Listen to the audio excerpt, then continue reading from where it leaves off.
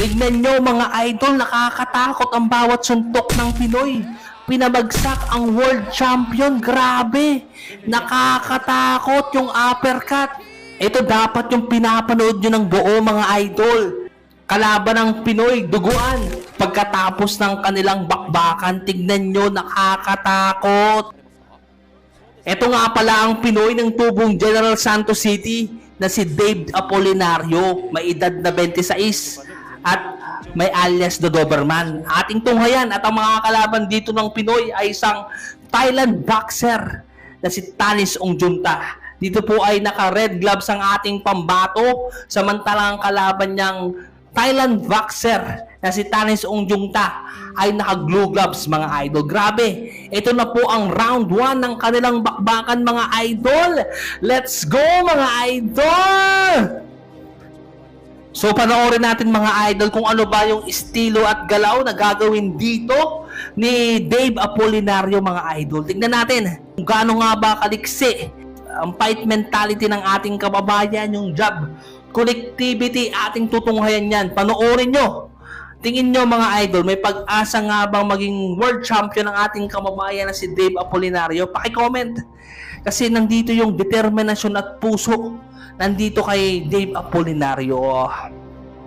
Sa mga di nakakaalam mga idol, itong si Dave Apolinario ay naging IBO World Champion. Kaya naman hindi basta-basta itong boksingerong itong Pinoy na si Dave Apolinario. Tingnan nyo pa lang yung stance ng ating pambato. Isa pong southpaw fighter itong si Dave Apolinario mga idol. At kababayan niya po si Manny Pacquiao taga General Santos mga idol. Kasulukuyang may kartada na 21 wins, 14 by way of knockout at 2 talo lamang mga idol. No, tingnan nyo, ang ganda. Hindi nagmamadali si Dave Apolinario sa laban ito. At sa mga hindi pa po nakakapag-like, i-like mo na tong video na ito mga idol at paki-comment. Subscribe mo na rin mga idol para like. Tingnan nyo yung mga banat ng Pinoy. Grabe, nakakatakot. Maganda ba mga idol yung pinapakita dito ni Dave Apolinario sa round 1 pa lang ng kanilang bakbakan? Paki-comment nga. Tingin nyo mga idol, ano pa bang kulang dito kay Dave Apolinario para maging world champion balang araw mga idol? Paki-comment at ating pag-uusapan. Yung nakuha pa lang po kasi na titulo, IBO World Title. So wala siya sa major belts mga idol. Sa mga di nakakaalam, yung mga WBC, IBF, WBA, and WBO, yan po yung major title belts mga idol na kailangan kunin ng isang boksingero. Tapos na po ang round 1. So let's go mga idol. Round 2 na tayo. So panoorin nyo ng buo mga idol, no? So para bilang suporta sa ating mga boksingero, suportahan natin. Isang like at subscribe button dyan mga idol. Malaking bagay na po yun para sa ating mga boksingero bilang suporta. Yung stamina ng Pinoy mga idol, okay ba sa inyo? Paki-comment nga mga idol kung taga saan kayo, kung saan nyo napanood tong video na ito, paki-comment. At shoutout ko na rin kayo mga idol. Yun yung mahalaga doon mga idol, nandito kayo, sama-sama tayo sa algorithm ni YouTube mga idol, no? Ayun, ang ganda ng mga atake ng Pinoy dito, 1-2 combination, galing dito kay Dave Apolinario. Grabe, ibang klase po. Hindi nagmamadali ang Pinoy na si Dave Apolinario. Ayan o, ang ganda. Gumukuha ng timing. May timing ba yung ating pababayan? Paki-comment din mga idol kung maganda ba ang timing ng Pinoy. At maraming salamat sa lahat ng nakakaunawa dahil maingay po sa pagbo-voice over na naman si John Boxing TV mga idol. Marami na naman magko-comment dyan. Maingay na naman si John Boxing TV. Pasensya na mga idol. Ganun talaga kailangan po bilang isang content creator mga idol. At maraming salamat sa lahat ng nakakaunawa. Isang like at subscribe button dyan, malaking bagay na po yan kay John Boxing TV. Tingnan natin. Ang ganda, ang galing. No? Ang ganda ng patama doon ng kaliwa ni Dave Apolinario mga idol.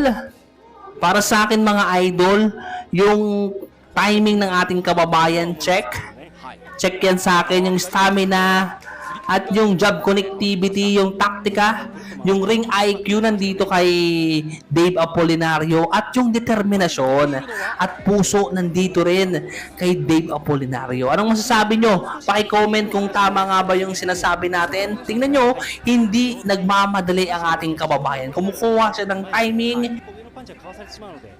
Ang gaganda ng mga body punches, kombinasyon nandito, mga idol. Pwede na ba maging world champion? Paki-comment kung pwede na ba dito si Dave Apolinario. Grabe. Ang ganda ng palitan ng dalawa, mga idol. So let's go mga idol, magtungo na tayo sa round 3 ng kanilang bakbakan. Let's go! Ang ganda ng mga uppercut pero nakakailag doon ang Thai boxer. Pero natamaan doon ng kanan ang ating kababayan na pabagsak po dito sa round 3. Tignan natin kung paano bumangon dito si Dave Apolinario. Huwag pa rin kayong kukurap. Hindi porket natumba dito ang ating kababayan ay mahina na po. No? Tignan natin kung paano sumigla at lalong naging yung determinasyon dito makikita sa isang boksingero mga idol pagkatapos bumagsak talagang nagiinit, no? Talagang nandito yung determinasyon para manalo, yung fight mentality na tinatawag nandito kay Dave Apolinario.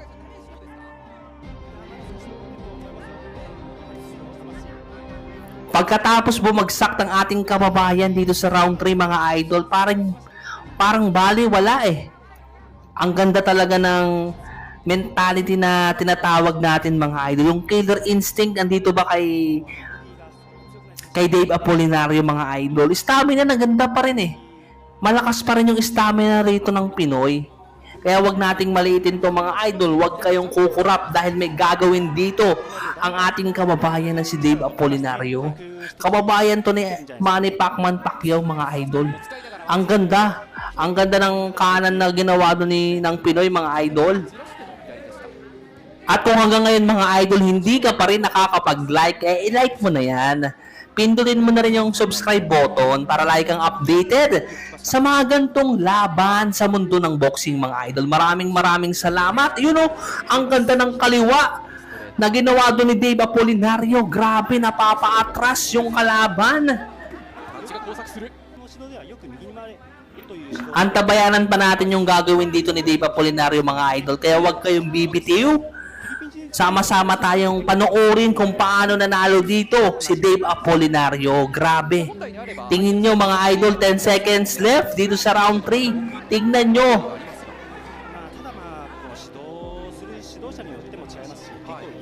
So dito na tayo sa round 4 mga idol. Let's go. Huwag kayong kukurap pa rin. Tingnan natin. Yung mga body shot nakakatakot. Matalino talaga ang ating kababayan. May killer instinct na tinatawag. Yung head movement ng ating kababayan, maganda rin mga idol. You know, ang ganda ng job niya mga idol, no? Tingnan nyo, no?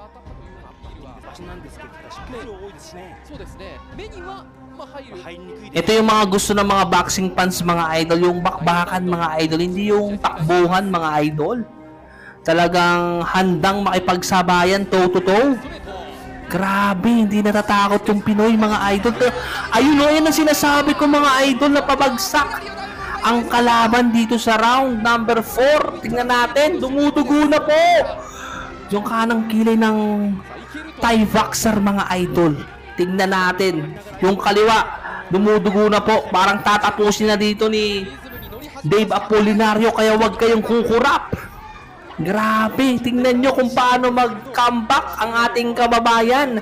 Kahit napabagsak na po ito sa round number 3 ng kanilang bakbakan, pero hindi pa rin sumuko. Ito yung mga sinasabi natin. Tingnan nyo, uppercut. Tingnan nyo. Grabe, napabagsak na po yung Thai boxer na champion mga idol. Hindi biro. Yung ipinakita dito ni Dave Apolinario, yung puso ba? Dagdag mo pa dyan mga idol, yung determinasyon ng ating kababayan na si Dave Apolinario nandito. Grabe, tinapos na yung laban ng Pinoy.